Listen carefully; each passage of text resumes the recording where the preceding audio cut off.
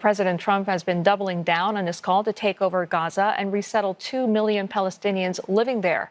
Kate Fisher in Washington has more on the reactions around the world and what such a proposal could mean for the Middle East. The President of the United States. Even for a man known for his unpredictability, this proposal to turn the Gaza Strip into what he calls the Riviera of the Middle East came as a surprise. We'll take over the Gaza Strip and we will do a job with it too. We'll own it and be responsible for dismantling all of the dangerous unexploded bombs and other weapons on the site, level the site and get rid of the destroyed buildings, level it out, create an economic development that will supply unlimited numbers of jobs and housing for the people of the area. It's a plan that's long on promises but short on details, and one that threatens to further destabilize the Middle East. It would mean US ownership of a territory in dispute for 3/4 of a century. It would displace 2 million Palestinians with no right of return and require neighbouring countries to take them in under threat of withholding US aid. It would also effectively kill the two-state solution for Israel and an independent Palestine to coexist peacefully. Everybody I've spoken to loves the idea of the United States owning that piece of land, developing and creating thousands of jobs. There's less love for the idea in the Arab world. US allies Egypt and Jordan have opposed President Trump's suggestion that they should take in Palestinians. Protests have ignited across the region. احنا جايين نوصل رسالة لأن دعمنا نحن متحدين شعبا وحكومة وقيادة مع النظام الهاشمي مع جلالة سيدنا بدعم ضد التهجير القسري أو العمدي ضد شعبنا العربي الفلسطيني.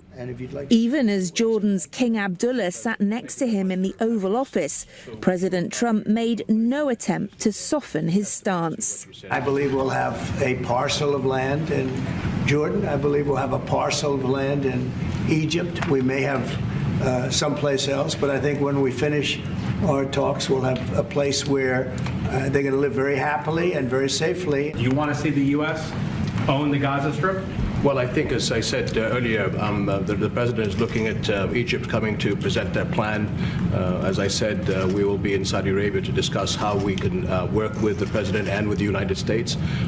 So I think let's wait until the Egyptians can come and present it to the President and not get ahead of ourselves. And is there a parcel of land in Jordan that you're willing to have Palestinians? Well, I think what we said, I have to look at the best interests of my country. The opposition is echoed throughout the Arab world, with Saudi Arabia and Egypt also rejecting the plan outright. Morocco and Iraq have denounced it. The Arab League chief called it unacceptable.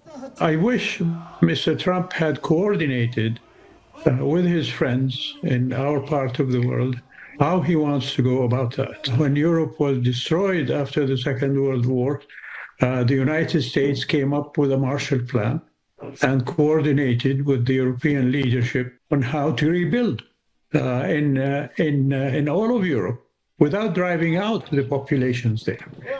So I think it's a doable matter for the Palestinians to remain in Gaza and the West Bank. It's also what the majority of Palestinians seem to want. They've long resisted attempts to resettle them. هذا رئيس ترامب المدعو دونالد ترامب بأن يقوم بنا بتهجيرنا من بلادنا أصلنا وأصل جذورنا. هذه أرض رباط لن نخرج منها إذا أنتم أبيتم أن يكون هنالك إعمار أو يكون هنالك. We are against any occupation, whether Israeli occupation or American occupation to the Palestinian land. We are living in our country, in our state, in our land, and we will not leave forever.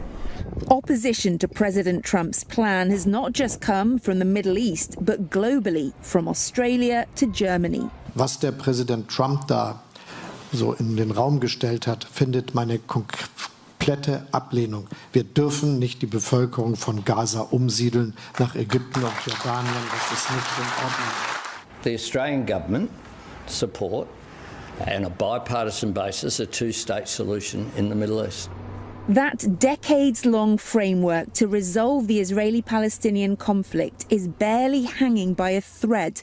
The fear is that Trump's proposal could unravel it completely. The two-state solution is more or less a dead letter, except that it's the only way out. We need to avoid entrenching the two lines so deeply against each other, the two sides, that the conversation becomes impossible even in 10, 20 years, because I just don't see how else you're ever going to solve this problem.